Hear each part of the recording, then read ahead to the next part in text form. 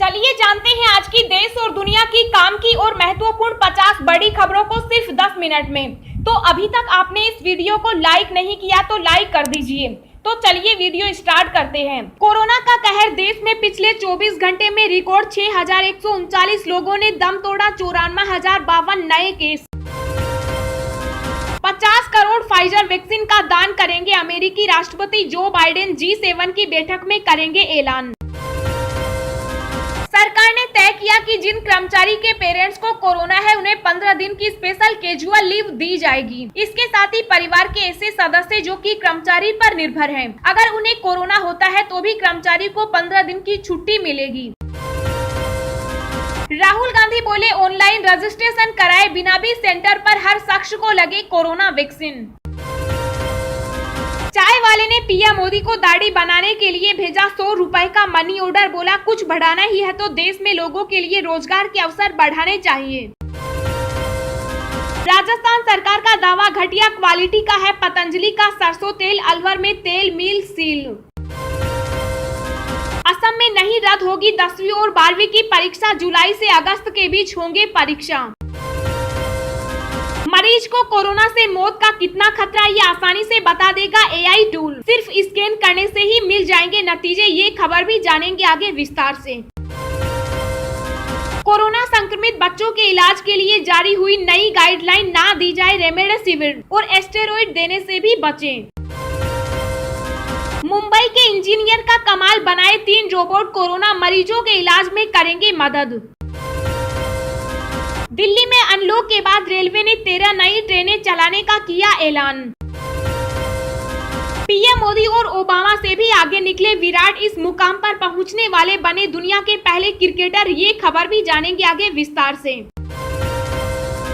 UIDAI ने launch किया M आधार app का नया वर्जन, घर बैठे मिलेगी 35 से ज्यादा सर्विसेज। 10वीं और 12वीं का परिणाम पिछली बोर्ड परीक्षाओं के आधार पर किया जा सकता है तैयार। जितिन प्रसाद का बीजेपी में जाना मेरे लिए बड़े तमाचे की तरह, उत्तराखंड के पूर्व सीएम हरीश रावत। सीबीआई ने अरुणाचल प्रदेश के पूर्व मुख्यमंत्री के खिलाफ भ्रष्टाचार के मामले में नई प्राथमिकी दर्ज की। वायरस के बीच सामने आई गुड न्यूज, एंटीबॉडी कॉकटेल से कोरोना मरीज 12 घंटे के भीतर हुए ठीक। खुलासा, चीन गिरोह ने 5 लाख भारतीयों से ठगे 150 करोड़, 24 दिन में दोगुने पैसे का झांसा देकर बनाया शिकार। राहत की खबर, हरियाणा रोडवेज की दिल्ली, चंडीगढ़, पंजाब और राजस्थान आदि लंबे रूटों की बस सेवाएं शुरू। झारखंड यात्री संघ ने की मांग, मेन रोड में ई रिक्शा के परिचालन की अनुमति दे प्रशासन। सीएम योगी का अचानक दिल्ली दौरा, कल अमित शाह से आज 11 बजे पीएम मोदी से मुलाकात। दिल्ली में ऑक्सीजन भंडारण क्षमता बढ़ाई गई, मुख्यमंत्री केजरीवाल। बीएसएफ ने पश्चिम बंगाल में भारत बांग्लादेश सीमा के पास चीन के एक नागरिक को पकड़ा। रेल यात्रियों को मिल सकती है बड़ी खुशखबरी, RT-PCR की नेगेटिव रिपोर्ट का झंझट होगा खत्म। अब आप रेस्टोरेंट के खराब खाने की तुरंत कर सकते हैं शिकायत, 1 अक्टूबर से जारी होगा नया नियम। बच्चों के लिए आ सकती है एक और कोविड वैक्सीन, फाइजर के बाद मॉडर्ना ने FDA से मांगी मंजूरी। केंद्र की राज्यों को सलाह, फ्रंटलाइन वर्कर की दूसरी डोज के लिए बनाए योजना। पीएम नरेंद्र मोदी G7 शिखर सम्मेलन में लेंगे वर्चुअल हिस्सा, 12 से 13 जून को जुड़ेंगे। गहलोत सरकार का बड़ा ऐलान, आर्थिक रूप से कमजोर कलाकारों को मिलेगी 5,000 की सहायता राशि। जी हां दोस्तों, और भी बहुत बड़ी काम की खबरें निकल कर आ रही हैं, इसलिए वीडियो को लास्ट तक जरूर देखना। तो चलिए अब जानते हैं जो महत्वपूर्ण खबरें हैं उनको विस्तार से। पर इससे पहले अभी तक आपने इस वीडियो को लाइक नहीं किया तो लाइक कर दीजिए।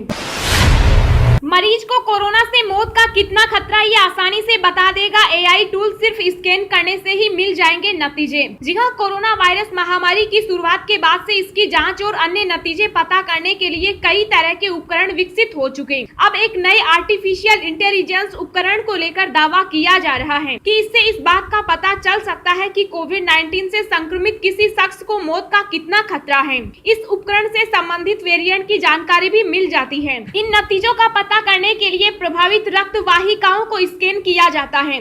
ऑक्सफोर्ड यूनिवर्सिटी के वैज्ञानिकों ने एक ऐसा एल्गोरिदम तैयार किया है जिसके माध्यम से सीने के सीटी स्कैन में कोविड-19 का पता लगा सकते हैं। जिन लोगों की रक्त वाहिकाएं ज्यादा प्रभावित होती है उनका अस्पताल में मरने का खतरा 8 गुना अधिक हो जाता है, लेकिन इसके इलाज में इस्तेमाल होने वाली दवा से इस खतरे को 6 गुना तक कम किया जा सकता है। राजस्थान सरकार का दावा घटिया क्वालिटी का है। पतंजलि का सरसों तेल अलवर में तेल मिल सील। जी हाँ, योग गुरु स्वामी रामदेव की मुश्किलें कम होने का नाम नहीं ले रही। पहले एलोपैथिक पद्धति को लेकर बाबा रामदेव और आईएमए के बीच जमकर विवाद चला और अब एक और मुसीबत आ खड़ी हुई। राजस्थान सरकार ने बाबा रामदेव की पतंजलि कंपनी द्वारा बनाए गए सरसों तेल को घटिया गुणवत्ता करार दिया। पतंजलि के नाम पर मिलावटी सरसों तेल सप्लाई करने के आरोप में अलवर जिला प्रशासन ने खेरथल के औद्योगिक क्षेत्र में नकली और मिलावटी तेल के पाउच बरामद किए हैं। साथ ही तेल मिल को सील कर दिया है। पीएम मोदी और ओबामा से भी आगे निकले विराट। इस मुकाम पर पहुंचने वाले बने दुनिया के पहले क्रिकेटर। जी हां, भारतीय क्रिकेट टीम के कप्तान विराट कोहली खेल के मैदान पर तो रिकॉर्ड बनाते रहते हैं, मगर इस बार सोशल मीडिया की दुनिया में इतिहास रच दिया। कप्तान कोहली दुनिया के पहले क्रिकेटर और एशिया के पहले सेलिब्रिटी बन गए, जिनके इंस्टाग्राम पर 125 मिलियन यानी 12 करोड़ से ज्यादा फॉलोवर्स हो गए। 31 साल के इस खिलाड़ी ने अब तक कुल 1175 पोस्ट की है। वहीं विराट इंस्टाग्राम पर सिर्फ 201 लोगों को फॉलो करते हैं। रेल यात्रियों को मिल सकती है बड़ी खुशखबरी। आरटीपीसीआर की नेगेटिव रिपोर्ट का झंझट होगा खत्म। जी हाँ, रेल यात्रियों के लिए काम की खबर है। अगर आप रेल यात्रा करने की योजना बना रहे हैं तो हो सकता है आपको किसी आरटीपीसीआर नेगेटिव रिपोर्ट की जरूरत नहीं पड़े, क्योंकि अगर आपने कोरोना की वैक्सीन ले ली है तो उसका सर्टिफिकेट ही काफी होगा। रेल मंत्रालय एक ऐसे ही प्रस्ताव पर विचार कर रहा है जिसे इसी महीने मंजूरी मिल सकती है। कोरोना संक्रमित बच्चों के इलाज के लिए जारी हुई नई गाइडलाइन, ना दी जाए रेमडेसिविर और स्टेरॉइड देने से भी बचें। जी हाँ, देश कोरोना महामारी से बीते साल से लगातार जूझ रहा है।